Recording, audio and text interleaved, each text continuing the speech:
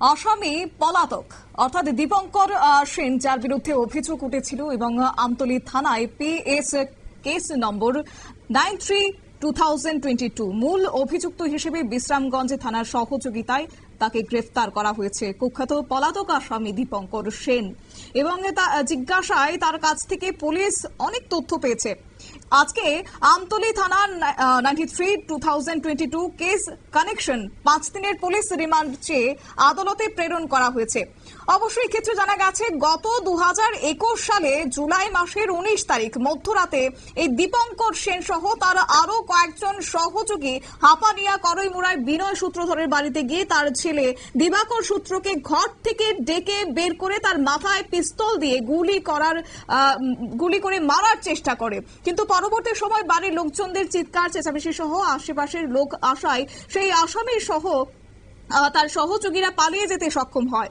পরবর্তী সময়ে পুলিশ তদন্তে নেমে ঘটনাস্থল থেকে একটি খালি কোকা উদ্ধার করে এবং পরবর্তীতে সে পালিয়ে যায়।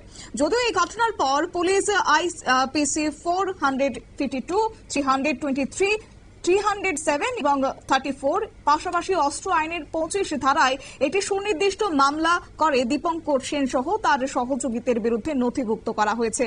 তার বিরুদ্ধে ত্রিপুরার বিভিন্ন থানায় যেমন বিশালগড় থেকে শুরু করে অমরপুর কিংবা সাব্রুম, আমতলী সহ আরো বিভিন্ন থানায় মামলা নথিভুক্ত আছে।